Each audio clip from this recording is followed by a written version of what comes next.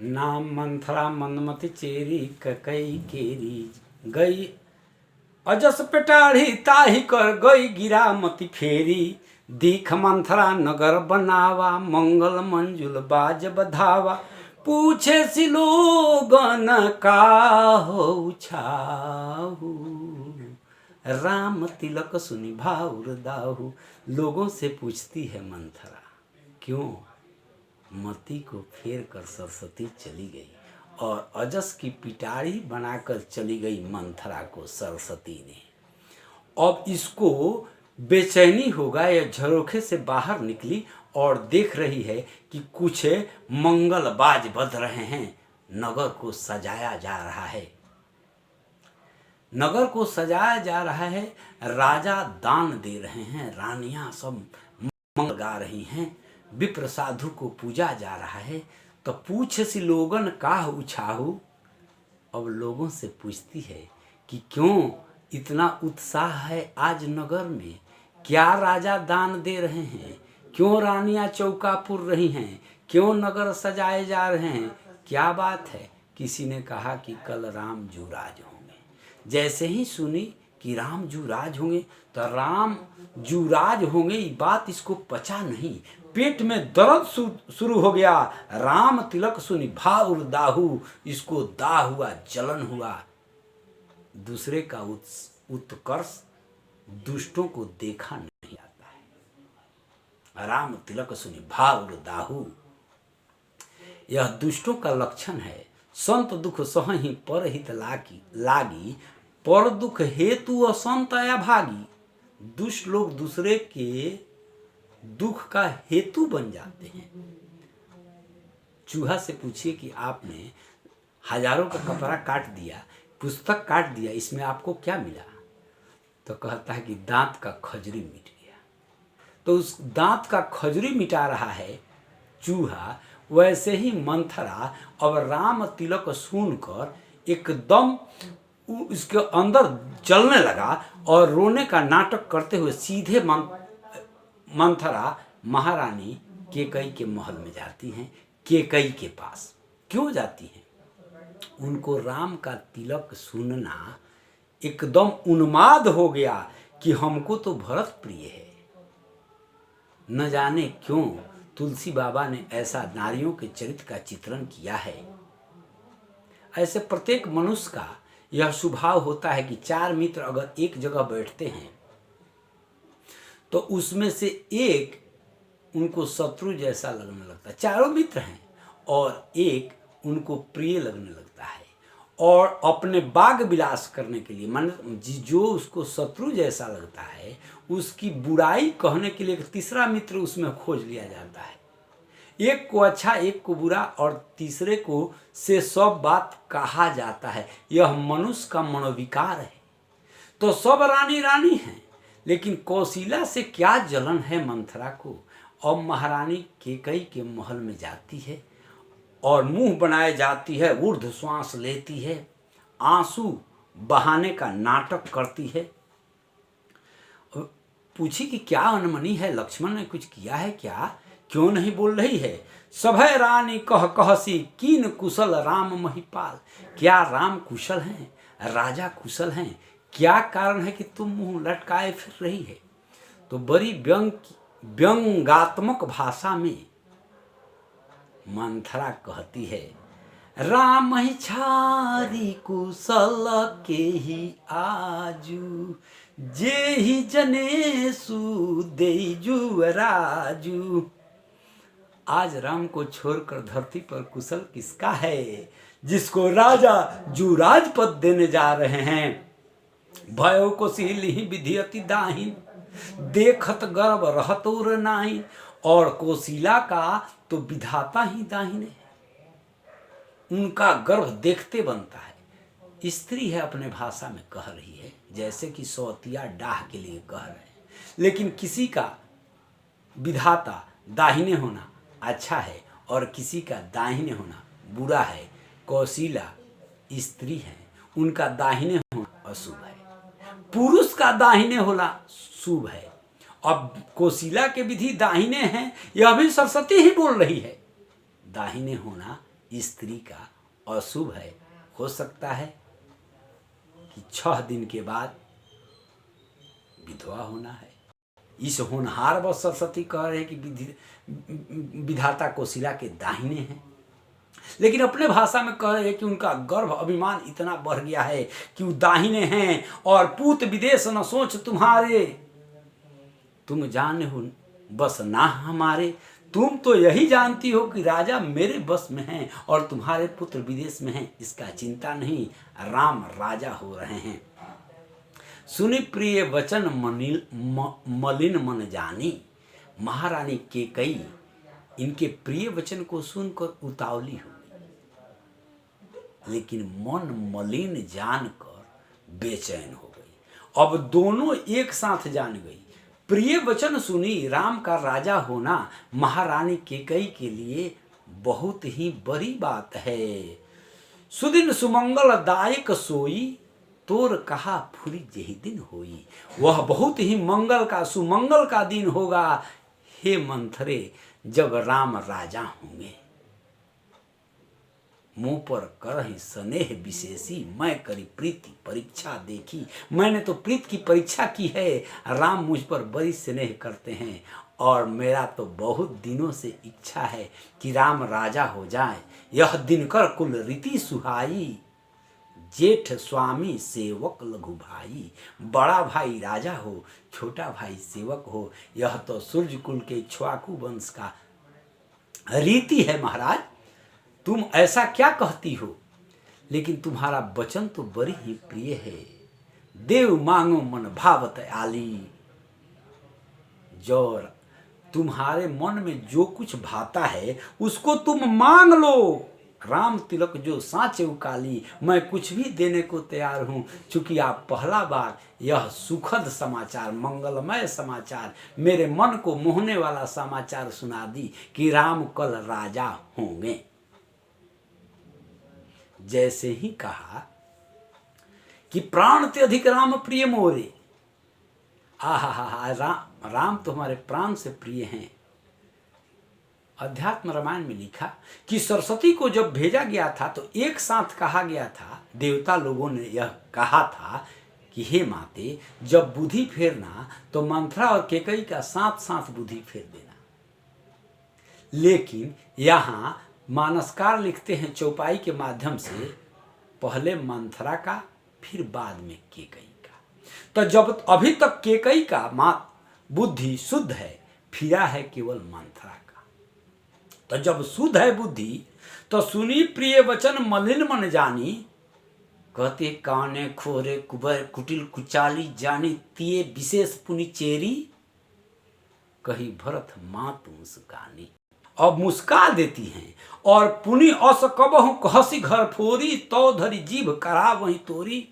और दोबारा ऐसा कही तो मैं जीभ करवा लूंगी। महारानी केकई कहती है, क्यों कि आते के साथ इन्होंने झगड़ा लगाना शुरू कर दिया था। ये कहा कि पूत विदेश न सोच तुम्हारे, राम राजा हो रहे हैं और तुम्हारे बेटा विदेश में है। कोशिला गर्भ से चूर हैं, विधि उनके दाहिने हैं, तुम जानती हो कि राजा मेरे बस में है। इसी बात पर कहे कि जीभ खिंचवा लोगी। क्या बोल रही है घर फोरी कहीं का, यही बात बोलना चाहिए। अरे अच्छा बात है कि तुमने राम के राजा होने का आज मुझे सुना दिया। कही भरत माँ तुम मुस्कानी, तो भरत माता का मुस्काना ही यहाँ महंगा पड़ा। भरत माता मुस्का दी, कुंवरी समझी कि रानी मेरे बात से नाराज है। नाराज नहीं है इसलिए कि मुस्कुरा दी। जब क्रोधित है तो मुस्कुराई क्यों। अब रानी का मुस्कुराना ही मंथरा को जगह मिल गया कि जैसे कहूंगी रानी वैसा सुनेगी। जैसे कि महाभारत में द्रौपदी ने एक बार हंस दी थी, उनके हंसने में भी कौरवों के विनाश का कारण हो गया। तो कैकेयी के मुस्कुराना ही मंथरा को जगह मिल गया और मंथरा की मति मारते मारते उस मंथरा कैकेयी की मति मारना शुरू की और वहां तक पहुंचा दी कि राम वनवास का कथा तैयार हो गया। फिर जब कहे कि प्राण ते अधिक राम प्रिय मोरे, तिनकह तिलक क्षोभ कस्तूरे, आखिर उनके तिलक में तुमको क्या क्षोभ है? तुम क्यों दुखी हो? जब मैं रानी हूं, मुझको प्रिय है, तो तुम दासी हो, तुमको भी प्रिय होना चाहिए। तब भरत शपथ तो ही सत्य कहो, परिहरि कपट दुराव। हर समय विस्मय करसी, कारण मोहि सुनाओ। आखिर इस खुशी के समय में तुम्हारे दुख का क्या कारण है, मैं जानना चाहती हूं। अब जानना चाहिए, कारण मोहि सुनाओ। यहां मंथरा से कारण पूछ रही हैं महारानी कैकेयी। अब मंथरा के बहकावे में आकर तुरंत महारानी कैकेयी कोप भवन को जाएगी और वहां राजा भी इससे कारण पूछेंगे महारानी कैकेयी से। बार बार कहराऊ सुमुखी सुलोचनी पिक बचनी, कारण मोहि सुनाओ गजगामनी निज कोप कर। न कोप भवन में मंथरा सही कोई कारण बता पाए, न कोप भवन में महारानी कैकेयी राजा को कोई सही कारण बता पाएगी, न मंथरा यहां सही कारण बताने जा रही है, क्योंकि दोनों पर देव माया लगी है। सादर पुनि पूछती ओही, क्यों कि अब देव माया देखी कि देवता लोगों ने कहा कि हम लोगों ने कहा था कि दोनों का मति फिर आना, लेकिन यहां तो पूछती है कैकेयी महारानी कि प्राण ते अधिक राम प्रिय मोरे। इसका मतलब कि रात भर मंथरा बहकाती रह जाए। अगर महारानी कैकेयी की बुद्धि शुद्ध रही, माने उनके बहकावे में न आई, तो हम लोगों का काम बिगड़ जाएगा। प्रातः काल राम राजा हो जाएंगे और वनवास नहीं होगा, रावण वध टल जाएगा। इसलिए इन लोगों ने सरस्वती से कहा। सरस्वती फिर उन पर देव माया माने सूर माया माने सरस्वती ने इनका भी मति फेरा। तस्मति फिरी अहई जस भावी, भावी बसमती फिर जाता है। तुलसी जसी भवितव्यता, तैसी मिलई सहाय, ताहि पही आवे ताहि तहां ले जाए। जैसे होनहार होता है वैसा ही होता है, वो उसके पास आए चाहे उसको अपने पास ले जाए, कुछ भी हो सकता है। तो अब मति फिरी है तो इसका नरम रुख हुआ और पूछ रही है कि तुम हर समय विस्मय करसी, कारण मोहि सुनाओ। सत सत कहो, तुमको भरत का शपथ है। तो वो कहती है कि एक ही बार आज सब पूजी, अब कहूँ अब कछु कहब जीभ करी दूजी। आपने जीभ खिंचवाने के लिए कही, अब दोबारा कहूं जीभ खिंचवा ली तो मैं क्या दूसरा जीभ लगाऊंगी जिससे आपको समझाऊंगी। अब हमको ई नहीं कहना है, फोरे जो कपार अभागा, भले कहत दुख रौरे लागा। ये हमारा कपार ही ऐसा है जो फोड़ने जोग है। हमहु कहब अब ठकुर सोहाती, नहीं तो मौन रहबु दिन राती। अब मैं भी ठकुर सुहाती कहूंगी, माने वही कहूंगी जो आपको अच्छा लगे। कर्ण प्रिय बात, कर्ण प्रिय बात इसलिए कहूंगी कि आप जो सुनना पसंद करती हैं वही मैं कहूंगी। अब हमहु कहब ठकुर सुहाती, नहीं तो मौन रहबु दिन राती। इसमें तुलसी बाबा ने सरस्वती कृत अर्थ दिया। मौन रहब दिन राती मतलब आज का दिन कुछ नहीं बोली और आज के रात कुछ नहीं बोलूंगी। दिन और रात यही है। तो दिन नहीं बोली तो औध में गहागह बधावा बज रहा है राम तिलक के लिए, और रात को नहीं बोलूंगी तो प्रातः काल राम राजा हो जाएंगे। आज जब प्रातः काल राम राजा हो जाएंगे तो तुम ठकुराइन रहोगी ही नहीं। तो न आप ठकुराइन रहोगी, न हमको ठकुर सुहाती बोलना पड़ेगा। मैं केवल इसलिए बोल रही हूं कि आप ठकुराइन रहें। ठकुराइन रहना मतलब राजा दशरथ जी हैं तब आप महारानी हैं। अगर मैं रात को नहीं बोलूं, मेरी बात आप न समझें, तो प्रातः काल राम राजा होंगे, सीता रानी होंगी और राजमाता कोशिला होंगी। तो जब राजमाता कोशिला होंगी तो फिर हमको बोलने की क्या बात है। कौन पहो ही हम ही कहानी, चेरी छार अब हो बकीरानी। अब कोई राजा हो जाए, मुझको बोलना ही क्या है, मैं तो दासी की दासी ही रहूंगी। चाहे राम राजा हो, चाहे राजा दशरथ राजा रहे, चाहे भरत राजा हो, हमको तो रानी नहीं होना है, चेरी का चेरी रहना है। लेकिन आप जो हैं रानी, अगर राम राजा होंगे तो राजमाता आप नहीं होइएगा। आप क्या होइएगा, तो आपका तो वही दशा होगा जो मेरा होगा। क्या आपका वही दशा? हाँ हाँ, अब आपको चेरी होना पड़ेगा। कदुरहि विनीता दीन दुख, तुम ही कोशिला देव। भरत बंदी गृह से ही हैं, लखन राम के नेब।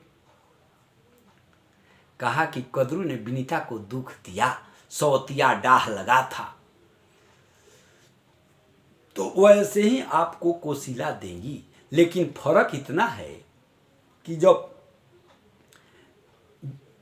विनीता को दुख मिल रहा था तो उनके पुत्र गरुड़ जी ने दासीपन का कारण पूछा कि हे माते, आप क्यों दासी का काम करती है, इसका कारण बताओ। उन्होंने इसका कारण पता लगाया और कद्रु ने कहा कि इसके दासीपन को छुड़ाने के लिए आपको स्वर्ग से अमृत लाकर देना होगा। तो जब वो अमृत लाकर दिए तो अपने माता को दासीपन से छुड़ा लिए।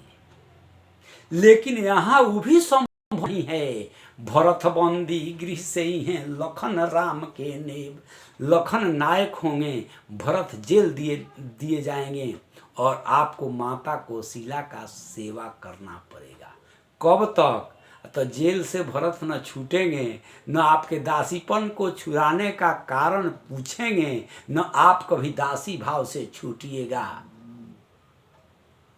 इसका मतलब, तो इसका मतलब यह है कि सब राम की माता कौशिला ने की है। चतुर गंभीर राम महतारी, बीच पाई निज बात समारी। आप पठय भरत भूप नरी औरे, राम मातु जानव मत रौरे। आपके पुत्र को ममहर भेज दिया, बीच में राजा को अपने पक्ष में मिला लिया और इसी में बात को संवार दी और राम का राजगद्दी तय कर दी। और किसी को भनक तक नहीं लगा। आपने जो सूचना पाई है मुझसे पाई है, अगर मैं नहीं कहती तो किसी ने नहीं कहा, न राजा कहे, न कौशिला कही, न राम कहा। किसी ने कहा साल तुम्हार कौशल्य ही माही, राज ही राम पर प्रेम विशेषी, सौति स्वभाव सकई नहीं देखी। राजा का राम पर स्नेह है और सौती स्वभाव के चलते वे चाहती हैं कि चुपके से राम राजगद्दी हो जाए। और आपने जो कहा, तुम पूछे हूं मैं कहत डराऊ, धरे घर फोरी नाऊ। और आप जो कही हैं उसको मैं कहने में मुझे डर लगता है कि आपने मेरा नाम घर फोरी रख दिया है। अगर कुछ सत बात बता दूं तो आप मेरा जीभ करवा लेंगी। जारे जुग स्वभाव हमारा, अनभल देख न जाए तुम्हारा। अब तुम्हारा अनभल मुझसे देखा नहीं जाता है। अब अवध की सरसाती बोल रही है। बाहर बोले मंथरा, अंतर सारद जान। आ 7 दिवस लगी रहे अवधपति प्राण। अब अवधपति माने महाराज दशरथ दिन का प्राण 7 दिनों के लिए ही है। प्रिय श्री राम कहा तुम रानी, राम ही तुम प्रिय सो फुरिबानी। तुमने कहा कि राम हमको प्रिय है, सो सत्य बात है। तुमको प्रिय है तो राम मुझको भी प्रिय हैं। लेकिन रहा प्रथम अबते दिन बीते, समय फिरे रिपुहुँ प्रीते। अब वह दिन बीत गया। समय बदलने के बाद शत्रु मित्र और मित्र भी शत्रु हो जाता है।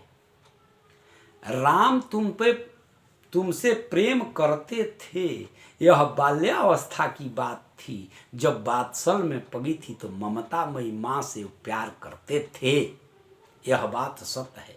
लेकिन अब राम राजा होने जा रहे हैं, तो राजनीति है कि राज में कंटक रखना नहीं चाहता, निष्कंटक राज चाहता है। तो निष्कंटक राज के लिए भरत को ममहर भेज दिया गया है, क्योंकि उनके राज का कांटा एक भरत ही तो है। राम कहां कह रहे हैं कि भरत को बुलाया जाए, भरत न रहे तब तक राज हो जाए, ऐसा सबका सम्मति है। राम का, राजा का, महारानी कौशल्या का, सबका यही सम्मति है। रहा प्रथम अबते दिन बीते, समय फिरे रिपुहों ही प्रीते। समय बदलने के बाद, समय के बदलाव में शत्रु मित्र और मित्र शत्रु हो जाता है। जल के माथे पर नाव चलता है, लेकिन नाव को जब डुबाना होता है तो जल चारों तरफ से घेर कर उसको डुबा देता है। सूर्य के उदय होने पर कमल खिलता है, लेकिन कमल के नीचे जब जल न रहे तो वही सूर्य कमल को जला देता है, कुम्हिला जाता है।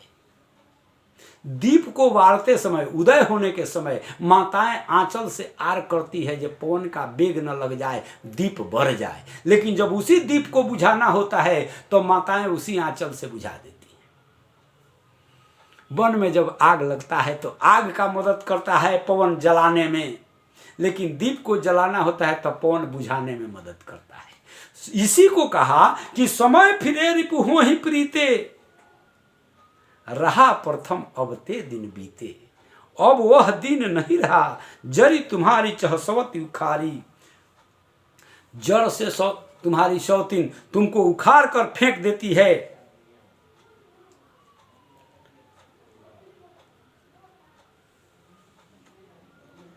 रची पची कोटिक कुटिलपन कीन, कहे सी कपट प्रबोधि, कह सी कथा सत सौती के जेहि विधि बारह विरोध।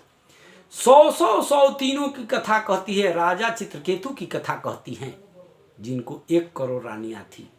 चंद्रमा की कथा कहती है जिनको 27 रानियां थी। सुरुचि सुनीति उतानपाद की पत्नी की कथा कहती हैं।